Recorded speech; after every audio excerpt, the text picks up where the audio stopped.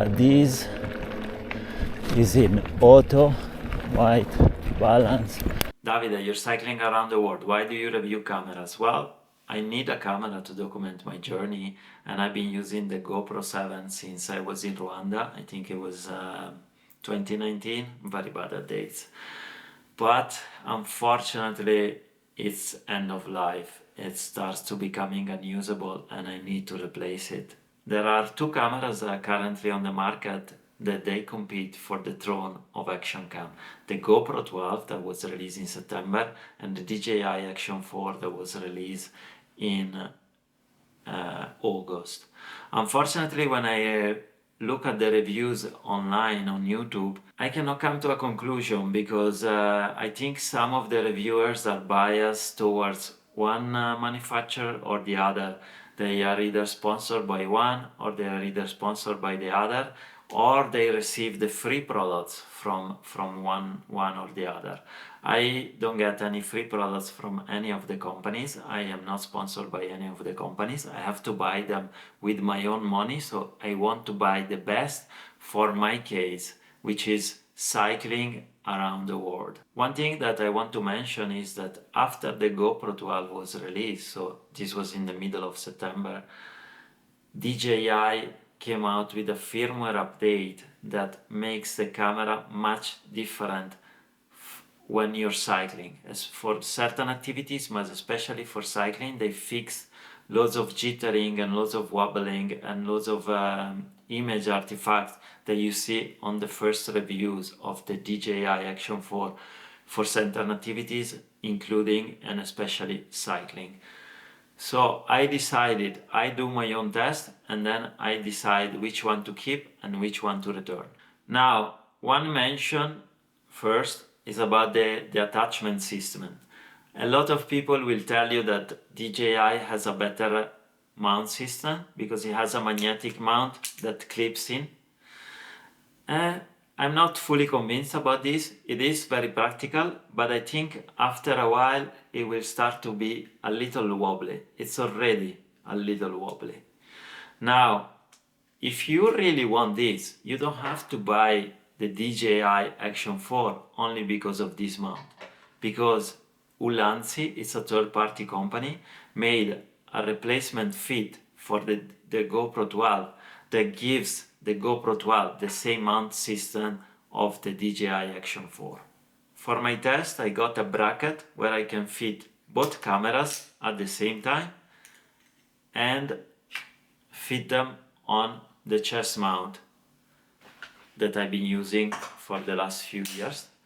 In this video, you're gonna see a comparison of the two cameras, both in 4K, 1080p, and also on Hyperlapses. And tomorrow I'm gonna publish a comparison between the GoPro 12, the DJI Action 4, and the old GoPro 7. And that is important because it shows you the differences between 5 years of technology, and also it's useful for the people that has an old GoPro like I do. But let me show you a clip that gives you an anticipation and it puts things in perspective and it shows you the difference between the GoPro 7 and the DJI Action 4.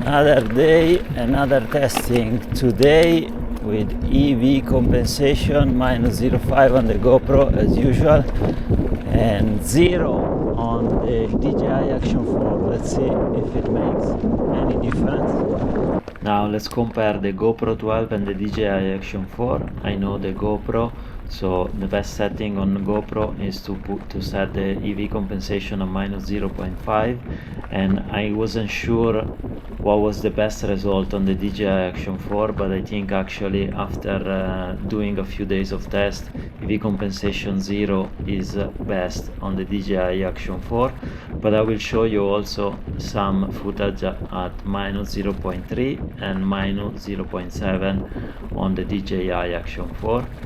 I fixed the white balance at 5500 on both cameras, but I think on the DJI Action 4 is actually best at auto white balance. I realized later though.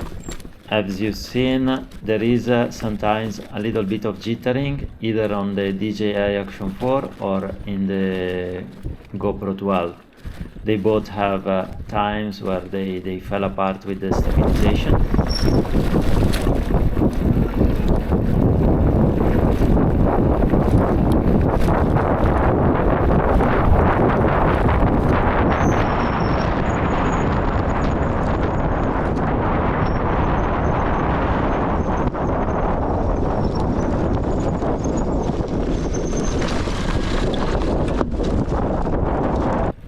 I kept the white balance on both cameras at 5500 most of the time, but then I realized that when it's on auto on the DJI Action 4 the results are a little better.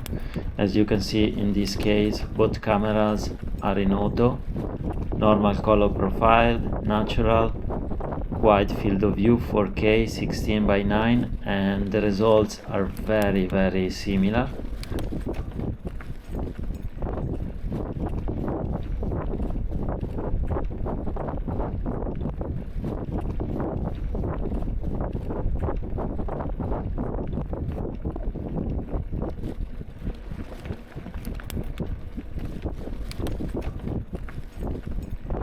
The GoPro 12 always seems a little sharper, but sometimes if you look at the image frame by frame, some of the frames of the DJI Action 4 they are as sharp as the GoPro 12, but then others are very soft. So it really depends on the frames. But the GoPro 12 is very consistent. Each frame is very sharp.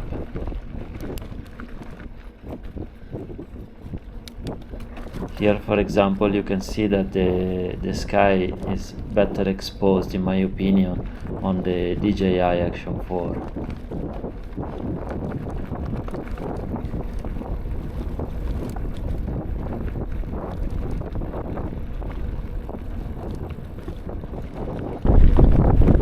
Today's test on 0 EV on the DJI Action 4, all the settings are same. The GoPro 12 is on EV comp minus 0.5 because it's the best one. The GoPro 12 has an HDR profile. It's not a true HDR, so you don't really need a special monitor or display to see it, but it should help with the dynamic range, especially when the camera is backlit or things like that. The DJI Action 4 doesn't have an HDR profile, but the problem that in my testing is that I've seen loads of instances where the GoPro 12 had problems with the stabilization in HDR profile. The only problems I saw, or 99.99% of the problems that I saw with the stabilization with the GoPro 12, it was always when the camera had the HDR profile active. Otherwise, is the GoPro 12 stabilization is butter smooth.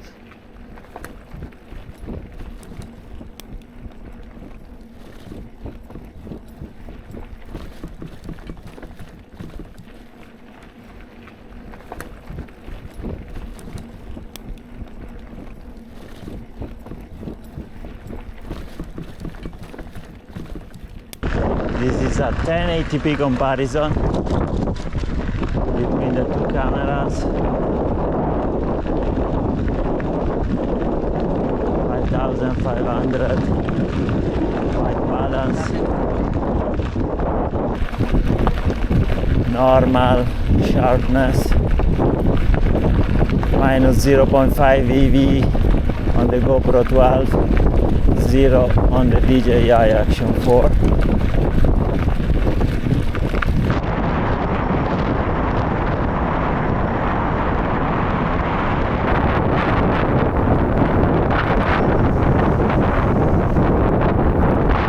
when it comes to hyperlapses, it's difficult to compare frame by frame the two cameras, because in Europe, on the GoPro 12, you can only choose 25 frames per second. You cannot choose 30 frames per second. But the DJI Action 4 records only on 30 frames per second. So in order not to change the content of the image and the content of the frame on the DJI Action 4, I change on DaVinci Resolve the clip attributes properties from 30 frames per second to 25 frames per second on the DJI Action 4 clips, so that the DaVinci speed them up at the correct speed. On my GoPro 7, I usually shoot the hyperlapses at 10x. On these two new cameras, I saw that you have quite good results also at 3x. The sun is blinding me, but this is a skin color test. It's in 4K wide on both cameras, and yeah, the sun is in my face. Which camera has the best skin color? And this is now the same test, backlit. It's the worst condition for an action cam, which has the best skin color. Same test, but this is in linear profile or standard D-warp on the Action 4. Linear and standard on the Action 4. Again, same test, skin color, but now the GoPro is in HDR, linear mode. And this is backlit. Again, this is for skin color, and also field of view, normal D-warp on the Action 4 and linear on the GoPro. This is a skin tone test. Cameras are at a arm length, and this is slightly backlit, minus 0.5 E comp on the GoPro and 0 on the DJI Action 4. Today is a little bit overcast. I thought the GoPro 12 has a real advantage, that is the 8:7 aspect ratio of the sensor, so you can choose to shoot in 8:7. On the DJI Action 4, the sensor is 4:3, and you can see the difference between the two images side by side here. You can then repurpose the same clip and convert it on a 16:9 aspect ratio or on a 9:16 for social media like Instagram, TikTok and YouTube Shorts. As you can see, the difference when you convert it on a 16:9. You can also stretch it out, so use the full sensor and it becomes the super wide view, ultra wide. And you can see it here when it's stretched. In this case, I much prefer the DJI Action 4.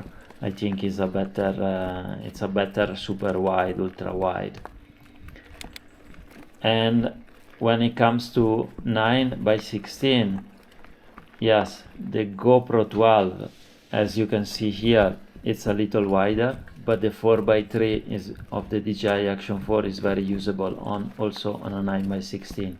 The only problem of the DJI Action 4 is when it comes to hyperlapses. It doesn't shoot hyperlapses on a 4:3 aspect ratio, but the GoPro 12 does shoot the hyperlapses, as you can see, also on an 8:7 aspect ratio, and that's a clear advantage.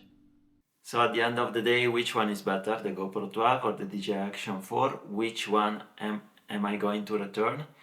Until a few seconds ago, I had decided on one camera, but I changed my mind right now, and I'm gonna tell you why. So let's talk about the GoPro 12 first. When it comes to image quality, I think the winner is the GoPro 12. It's sharper consistently, better stabilization, not by much, but it's a little better. It almost never fails unless you turn on the HDR profile, and there the stabilization sometimes has some hiccups, as you saw in the clips. What I don't like about the GoPro image is the magenta orangey tint that has on the color are not super natural in my opinion. The skin colors are awful compared to the DJI Action 4. Sometimes I look like Homer Simpson, either orange, yellowish, I don't know what's going on. I like the menu system of the GoPro because it's a little better. It's more intuitive in my opinion. It's not perfect, but it works very well. The GoPro 12 has much more settings and much more options than the DJI Action 4. For example, it has timers and it has shadow recording, which the DJI Action 4 doesn't have, or I didn't find it. And another big advantage of the GoPro 12 compared to the DJI Action 4 is the file size. I think they lowered the bit rate on the GoPro 12, so the files are about 20% smaller than the DJI Action 4, and again, on the long run, this is gonna cost you 20% more on storage costs. That it's not as cheap as you might think, because for example, I have to have some fast hard drive to edit the videos that I take with me, things like this. And also because I never go home, I need to have a backup system in place just in case I have an accident and I crash my SSD, or I get robbed on the road and I lose my SSD. I want to have a backup system in place, so I need to back them up on the cloud, and I use a low-cost system. It's called Black Blaze. It's a long-term storage, so you don't have to access all the time because you pay to access your files, but you can store them there. But still, it's a cost, and at the moment I'm paying about 20 or 25 euro a month, and the more I'm on the road, the more footage I have, the more this cost goes up.